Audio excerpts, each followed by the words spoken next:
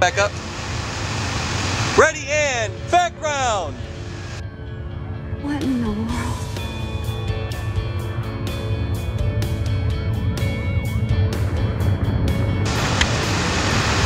Earthquake.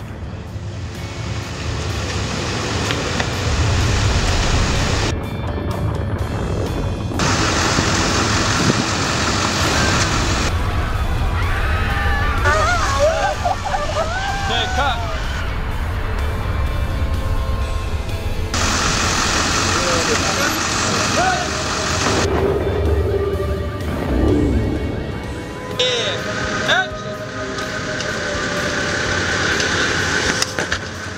It's been an incredible shoot. I think God's hand's definitely been on the shoot as we've been here. We've seen just some amazing performances by the different actors. I think the story plays out incredibly as we've been going through it. So I like Shane's journey of faith. Like, you know, he starts out with really no knowledge at all of God or of faith, and through these events that happen, he starts to realize, and starts to, you know, through Jackson and through even Eve, he starts to realize that, wow, there is something to these prophecies, that there's something going on, something that's bigger than himself. You know, Shane Daughtry is a guy who normally can solve problems by himself. He's good at his job, and so that's one of the things that I liked about this film, is that that journey for him, and obviously, you know, as it goes into the sequels, you know, that journey will become a lot clearer for him. But in this movie, it's definitely that eye-opening experience. You know, at the end of the day, the story is no doubt very important, but you want an audience to be entertained, and they did a great job in writing the script and making it entertaining. First, this project is based on a book that was written, a book called Jerusalem Countdown by Pastor John Hagee, and so I enjoyed reading the book, and then the script was written, I read that, and then the rewrites, and my character is not in the script a lot, but he's an important character to the storyline, and not a really nice guy at all. But as I jokingly say to people, it's a lot easier to play those characters. You know, it's far harder to play somebody who really cares. This guy's but this guy's a lot of fun because he's really dark. He's really dark, and you'll be surprised. You'll see that you might even want to like him in the beginning, and then you see something else in him that you truly don't like as this progresses, as the story progresses. Well, aside from the fact that Randy Travis is one of the producers, I'd say that it's a very exciting script. It's kind of like 24 meets the Da Vinci Code, you know. It really moves along, and it was very well written. Yeah, Mrs. Lexi did a sign out.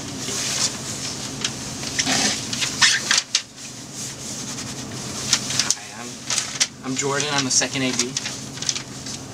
This is my interview. Look, will you give me a water? No, you're right. I no longer work for you.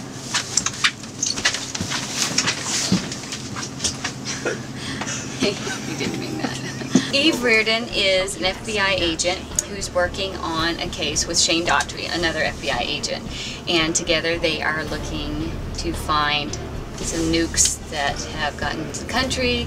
There's a rogue organization that is trying to blow up the U.S. and Israel and just create chaos. So we are here to stop all this. Well, you know what?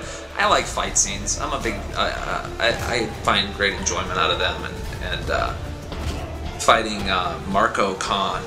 You know, he's such a menacing-looking guy, and yet such a sweetheart. Sorry, Mike. Sorry, Marco, but you know, he's just a super nice guy, and. You know, and then with the stunt guys and just choreographing that stuff, I enjoyed it. You know, shooting guns, and that's the crazy thing about shooting in Michigan, is that literally 2 in the morning in this neighborhood where people are living, we're able to shoot AK-47s out the window, and I'm able to shoot guns and squeal cars, and you know, it doesn't get any better than that, because you can't do that in Los Angeles. So you go Michigan. The dynamic. It seemed really great on, you know, on script, so I just thought, well, this will be really, really fun to do. And of course, it's a great action flick, and who doesn't like to be an action hero at the end to save the world? You know, we shot the rapture scene in the rain with 300 extras, and you know, again, the fire engines and all the people that came out for that was extraordinary. I think it's going to be the best rapture scene ever, you know, in a faith-based movie, possibly. No one that I know of directs action better than Harold Kronk. Harold Kronk is, we joke that sometimes we're both 10-year-old boys. We like to play with guns. We like to run around the woods and do guy things, I suppose. And he thinks in comic book frames, and what he's able to capture in the lens of a camera and in the eyes of an actor, I think very few people have that gift. He does. Harold was thinking of a way to just what to do with this shot, and he was like, "Are you game? You know, to do something a little more daring?" And he gets up and he says, "I'd like for you to do this, you know." And he's showing the gun, and we're running across the ice, and then he just slides, like sliding into first base, you know. And I was like, "Okay, I can do that." And wow, I mean, 20 takes later, would have thought, you know, as a stunt woman. I want to tell you, at that moment, I stepped back and I said, this is what making movies is about. I was having a blast, and it didn't matter how cold it was outside. I just thought, wow, I just did that. I was really kind of nervous about it. And it's one of those classic movie scenes where you're running around, you know, with a flashlight, and, you know, he runs and he takes pictures of things in the house, and he's only armed with a flashlight. And of course the bad guys come home, and he's stuck in the house with the bad guys there, and it's one of those deals where, you know, I'm trying to hide from the bad guys in broad day, you know, the lights are on and I'm, you know, frozen, hoping they don't catch me. And as soon as I read that, I was like, oh man, as an actor, you know, that's the kind of thing you always want to do, you know. And then there's a big fight scene, a big chase scene, and a big fight scene with the bad guys, and I prevail, you know, and to be able to beat up, yeah, I mean, it's the kind of stuff that's really fun for an actor to play. So Nick tried to shoot me earlier. He almost hit me, and I tried to blow him up. So, as you can see, we're not friends. In fact, I am going to interrogate him later on in the film and make him pay dearly for information. Well, he's going to make me pay. I'm not sure. You know, the director Harold Kronk is from, and Matt Taufert are part of 10 West Studios, and we've been working with them on several films. And when Harold's name came up to direct this, we thought, you know, he's definitely has a great eye for action. And Harold and Matt took over, you know, the script. They took the script and overhauled it again and did a great job on it. And so it just made sense to let Harold direct it, and he's done a terrific job. I think it's going to be an exciting film. And Matt, of course, is playing Nick, that I get to rough around, rough up a little bit, and bring a little Los Angeles into Michigan. But overall, it's been a great experience. It's been great. I don't think I've ever been as involved in a film as much as I have on this one. And from working with some incredibly talented people to come up with a script that we, you know, are all excited about and have all brought our best game to. That's been a wonderful collaborative experience. Never mess with the director on set. Kronk. Yeah. And cut. Alright, so here we are in the tarmac night 2 of the Muskegon County Airport Israeli delegation plane destruction scene.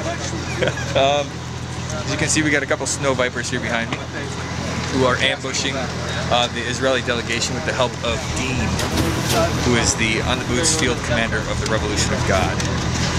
So the plot is to destroy the delegation by blowing up their plane. And these two shysters here are the guys that help him achieve that dastardly deed. Maybe. Have to watch the movie to find out. We have Nick Jamieson here today, who is a tremendous actor. We're really excited about having him playing Dean for us. And we're looking forward to some great performances today. Maybe a little bit of action. Dean, he's a very mysterious character. He's a CIA guy who's turned, going to work for the other side. He's highly trained. He's kind of the Jack Bauer of the dark side. And he's fluent in many languages, good at destabilizing governments, good at using every kind of weapon system there is to cause every kind of havoc there is. Basically, he's the guy you don't want to mess with. I was just in Philadelphia, and they have a very interesting accent there. And a lot of people don't know what they talk like in Philly. This is what they talk like in Philly. Just like to say hi to all my friends up there in the county. How you doing? Go enjoy the cold, It's like in Philly, I just learned something that I hadn't picked up before, even though I lived there, which is this: when they say good, they say good. Yeah, that's good. It's real good. So you learn something every day. The hardest one for me is a straight-ahead British, educated British, because you spend so much time in voiceover and animation doing stereotypes, really, sort of very upper crust British sort of thing. Your Cockneys, like that, or either sort of country British part, All the regional dialects, are easy because I end up doing them all the time. But just a regular English fella from London who's doesn't have any particular regionalisms, and he's not, upper class or anything like that. I find it difficult because you tend to fall into one of the other ones. My character Daniel is a guy who is a writer, an investigative writer, and he's unemployed, and so he's spent a lot of time at home and writing and spying on his neighbors. Eventually he suspects his neighbors of being terrorists, and his suspicions turn out to be true. His wife is Christian, and he is not, and he struggles with that. He loves his wife very much, and I think he loves that she's found that in her life, and that it's changed her life for the better, and she's become a better person by being Christian, but he struggles with it. He struggles with his belief in Christ. Angie is a 30s school teacher, and she is a woman who has found the Lord and found Christ, and really changed in every way. She's married to Daniel, who is still on the journey of finding Christ, and she's kind of getting the opportunity to help him and show him where God is and who he is, and kind of be a part of the revealing process. For me, this is a bit more mature, and it's being able to be the light, like Angie is in this. She gets to be kind of the inspiration and the light for her husband. There's no place like home. There's no place like home. How warm is it, Kronk? I think it's about 11. It's 11. Below. Below. That's the wind. I think that's the temperature. The wind chill's about 40 below. Your snot freezes to your nose. If you cry, the cold freezes too. And that's filmmaking in northern Michigan. Kronk got boots that are negative 40 below, and I think he's still cold. And we're out here. If you can look here, we're setting lights up out here in the snow. Let's take a look at this here. This could be our fearless grip department here. I did that! You did do that. You broke the light just recently. And there's a whole setup going on out here. So that's the whole deal. It's quite the shoot here on Jerusalem Countdown in the snow. We went for the production value. We wanted to have snow, and we got it. I'm going to tell you what's really going on outside. This is supposed to be like mid-October.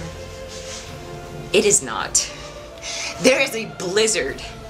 I'm not kidding you, a blizzard outside. It is a winter wonderland. It's awesome, it's beautiful, it's cold. I'm from Texas, so I'm adoring this. I'm having a blast. Every time I go out into the snow, I'm just hoping that I'll fall. But like only in a good way, not the bad way. So that I can get like, play in the snow without having to really be an immature adult playing in the snow. So, just having a good time. It's pretty crazy to think of what we're trying to, all these poor guys over here trying to make it, not what it is, and yet we have this like heavenly background outside. So I'm hoping we can use it for something. Look at my gorgeous husband bringing the snow. The weather, oh, the weather. I don't know if I'm going to be able to come home back to California because we are in a severe blizzard here. Nothing like I've ever seen in my life, seriously.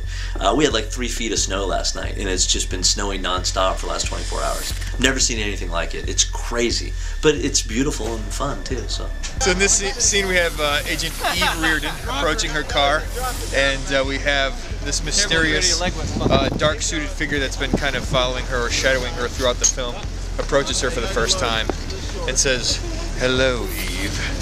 And we're trying to figure out who this guy is throughout most of the film, and if you want to know, you have to watch. So it's going to be exciting times here. Thanks for coming out to the set, and we'll see you hopefully in a warm theater near you very soon. Very warm theater. we did have an outdoor scene and we had to change it because of the snow, because of the blizzard. So one of the pivotal scenes for my character, I had always envisioned outdoors. We had to shoot inside, but it worked out well though. Here to the left, this is our house that we shot for the terrorists earlier in the year when it was nice and sunny, and now we cannot shoot our exteriors of the house because of the snow, so we're gonna have to come back in the spring and shoot some pickup shots of that. So it's quite a challenge out here, and I think that's all I can do because I just froze to death. Outside in Manistee, one of our locations, we did a scene that was still covered but outside, but negative 20-degree wind chill, and I have never been so cold in my entire life. I mean, we've had a couple of scenes where I had to hold the coffee cup straight and it was just impossible, and then my face froze. And now we're shooting out where it was 13 degrees, 20 below with the wind chill, and it's definitely been cold. And it's been interesting to connect up.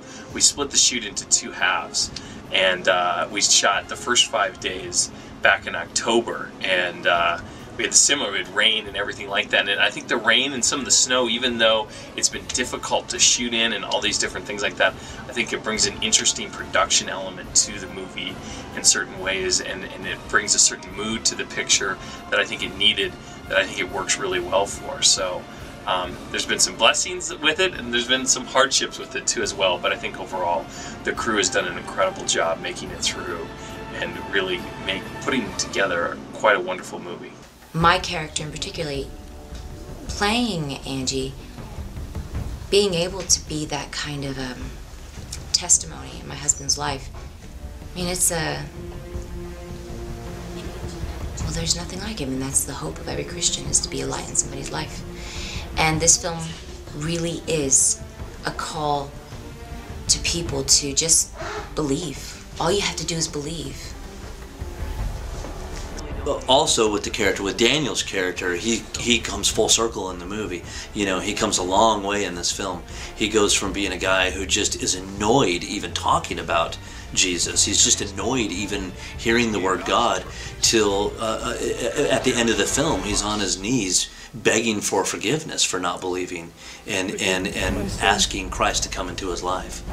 And so that's a huge journey for Daniel, and a huge journey for me as an actor. As far as the actual events that are happening, it is very plausible, really. Tension between Iran and Israel, and Russia's ambiguous involvement in that area of the world. It's, yeah, it is very plausible. The mere fact that it's speaking to the end times and the potential of the Antichrist coming, and the potential destruction of America, the potential destruction of Israel. I think those are important things that we need to think about. Things we need to consider to be responsible citizens and responsible Christians. Certainly, yeah. But it makes you think about what's going on in current events right now, and makes you really rethink your faith, and what purpose, what's your purpose in life, and how life could be really short, and where you are. So I think if you take all those things together, I think it'll just make you think a little bit about all those little things. And let's face it, if a film makes us think just a little bit and reflect on our lives, you've done your job in the film. At the end of everything, we are all going to be leaving here, so considering where you're going when you leave here. So as far as that goes, pastors and everybody else involved, that audience-wise, who would go see this, you get that out of it, I hope. I get asked a lot, you know, being part of PureFlix Entertainment, you know, what are you guys doing, what's coming next, and everything like that. And PureFlix, we've really set it up. We do, you know, 6 to 8 faith-based movies a year. This is our 6th this year, and it's been a very, very busy year. And we continue to make movies that are here to encourage the church and to further people's walk with the Lord. And so we've done numerous movies. We've done What If, we've done Sarah's Choice, In the Blink of an Eye, Jerusalem Countdown, The Revelator. There's been just a host of different films this year, and all of them from differing subject matters. So it's a wide variety. So we want to give a good mix so that there's always a movie that appeals to someone, no matter what age you're in, no matter what walk of life you're in. There's subject matter that's going to appeal to you, and you'll be able to find the really strong biblical messages that will resonate with churches and pastors and stuff like that they'll be able to get behind these movies and promote them to their congregation as a great, safe entertainment tool, but also a tool that they can learn from great biblical messages. It's a heavy event, this whole thing, and we don't know when the end is coming. We may be very close to it. That's why we like this film. You know, we think it's definitely an action thriller. It has a romance in it. It has a little bit of everything for everybody. But at the same time, it's very poignant in today's society and what's going on right now. And our goal is that no one would be left behind. You know, that people would see this film and it would make them think about their spiritual life as well. You know, we spend so much time on the physical, and yet we give little thought to our spiritual life. And that's what we hope that this film does. And that churches then can use it as a tool for outreach and reach into their communities. And you know, the amazing thing about film is that we live in a sight and sound generation. Our culture is impacted by the media, and that's why we do these films, is to impact our culture. Mr. White, we have to move now. Let's go. We have to move now. Now.